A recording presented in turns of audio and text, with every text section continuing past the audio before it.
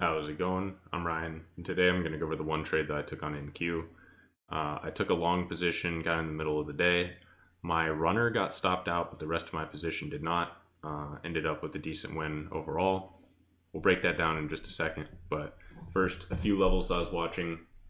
Same ones I've been watching throughout this week. These are all based off the 4-hour and 8-hour points of control. So I look at the 8-hour and 4-hour time frame, and then I look at points of control on relevant price action around where we're trading to get these levels. But starting from where we opened, we have 22,218 or 19, 22,170, 22,135, 22,105, 22,050, 22,950, and 21,950 and 21,886.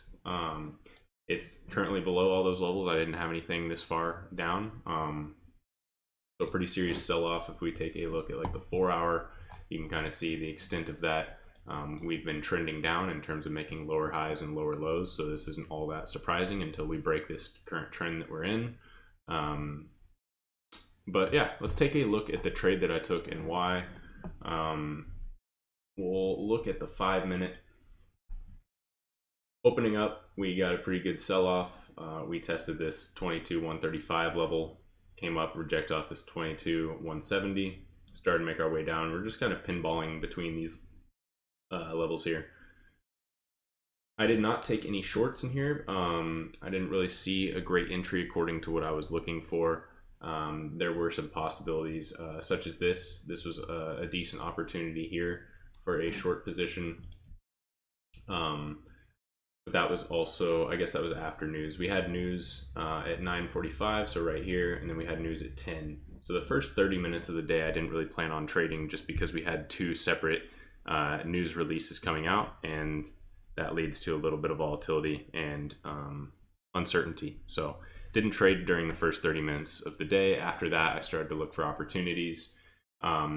Two trades kind of in this range here, and it's funny because of how far prices dropped today. These levels seem really close together, when in reality, if we're looking at 2250 and 105, that's a 55-point move, which is that's not minor.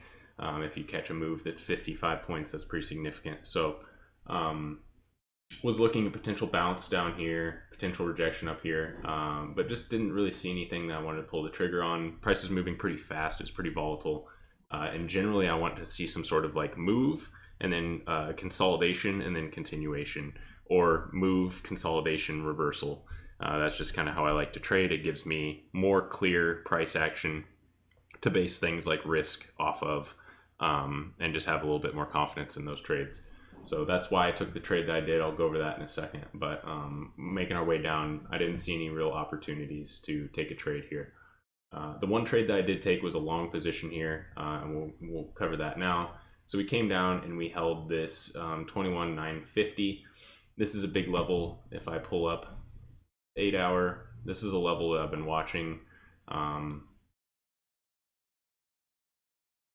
950 here. It's from, if we take a look, we had some kind of consolidation, right? We had a top here, and then we got a big breakout. And on that breakout, it's the point of control on that breakout, 21,950. And it's nice and low in the candle. You can see it's kind of in that lower third or lower fourth of that candle.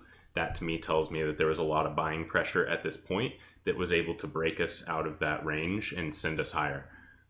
So when I see something like that, especially on an 8-hour time frame, if I see a really bullish or a really bearish candle, and then I see a bullish or bearish accompanying price point of control, then I look for price to return to that area for potential continuation. So if it's bullish and we have a bullish point of control, I'm looking for price to pull into that area and for a bullish reaction, vice versa for bearish situations. So that was one reason why I was watching this area as a potential area for support.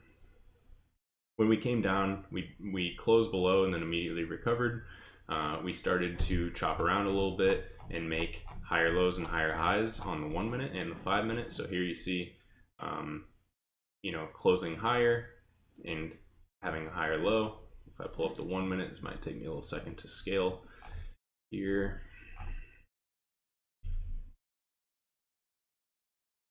I can just zoom in so things aren't so small. So yes, we had a series of lower lows, lower highs, right? And then we started to kind of break that. We set this low, we set a higher low, we set a higher high here than what was over previous, and then we started to pull back and set what appeared to be a higher low. Additionally, I was looking at the 5-minute volume profile and the point of control for these.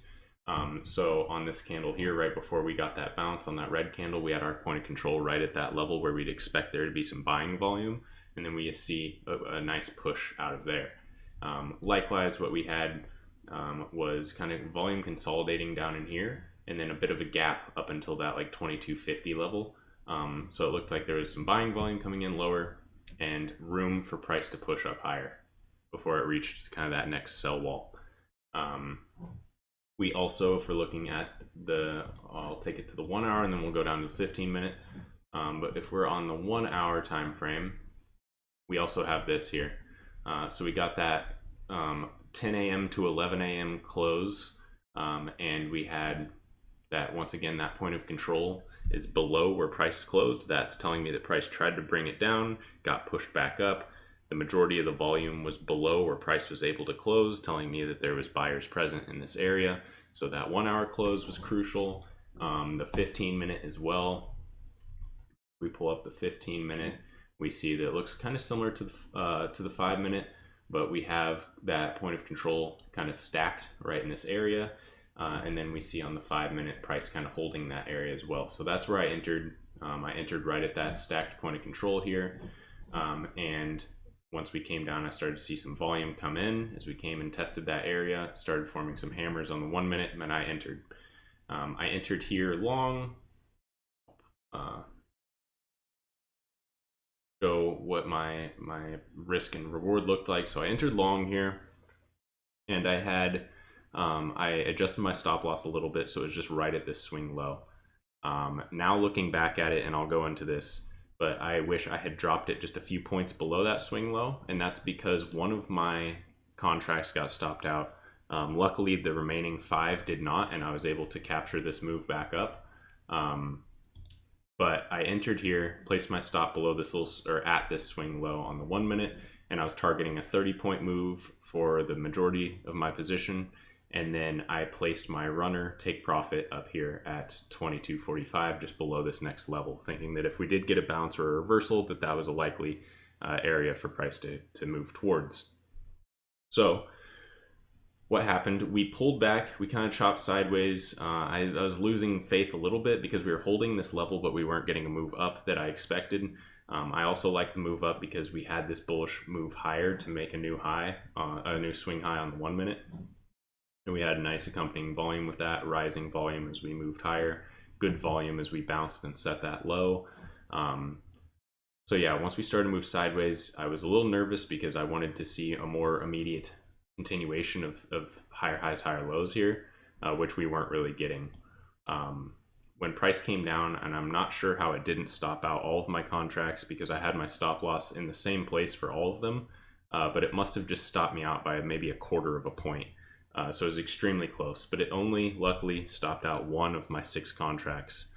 So I took a $36 loss. You can see it there, $36.50 loss on a single contract for a little less than 20-point risk. But it did not stop out my 5 contracts. I didn't change anything. I left my stop loss where it was. Price then reversed and moved higher and hit my take profit. So 5 contracts at 30 points is 300. Minus 36 and some contract fees and stuff, we're looking at $257 on the day. So a decent win. Should have been about 300, looking as though we didn't actually hit that final target before pulling back. My runner would have been stopped out regardless, but it would have been stopped out at break even as opposed to a $36 loss. So that's on me. Looking at the 5 minute, looking at the 1 minute, I probably should have placed it just slightly lower than that swing low. I placed it kind of right at that swing low, and that was just because it was about a 20-point stop. I don't really like to have bigger than 20 points of stop, so But you know, that's thinking from a perspective of not wanting to lose, as a perspective of when is this trade invalidated. So it is important to manage my risk and think of it that way, but it also is important to place stops at logical levels that would truly invalidate my trade. Um, like I said, I was lucky that it didn't stop out the majority of my position. I was able to take profit for 30 points on 5 contracts and end the week with a win. We had a all green week, no trades Monday, but Tuesday through Friday, all wins. Wednesday, Thursday, Friday were all one trade days. Just took one trade and they were winners and we're done. And that's how we like to do it. That's how I'd prefer to trade, is just to be patient for a setup that I like and take that and have that be a winner. And that just reduces a lot of stress. You know, if I can just be patient and take one good setup, that's all I need. Price moving 30 to 40 points is all I need. I'm not looking for, I mean, of course, I'd love to capture bigger moves, but I don't need it, right? I don't need to do that every single day. I could have traded better because we were obviously weak on the day. We continue to be weak on the day. The opportunities were more so to the downside than the upside for some reason. And yesterday I did make money off of a short. I shorted yesterday when we were weak off a lower high, and it worked out. So I try to take the opportunities where they stand out to me. But one thing that I'd like to improve upon is to capture maybe higher probability, or just trading on a day like today where we're obviously weak. I didn't see a ton of opportunity to enter short, and the opportunity I saw was to enter long. So I'm gonna go with what I see and what I feel confident with. But obviously there was a lot more opportunity to the downside than the upside today. So that is an area that I can improve upon. That's it. That's the only trade I took today. I'm happy with it. You can see we are on the Apex account. We're up just over 2K on this account, $2,062. It feels good. We're less than $600 away from having that trailing drawdown removed and our first potential payout. So yeah, looking to hopefully hit that 2,600 goal next week. Thank you for watching. I appreciate it. I do stream live Monday through Friday. So if you want to stop by, you're welcome to. Would love to have you in the stream. I appreciate you watching. Thank you very much. I hope you have a great day. Peace.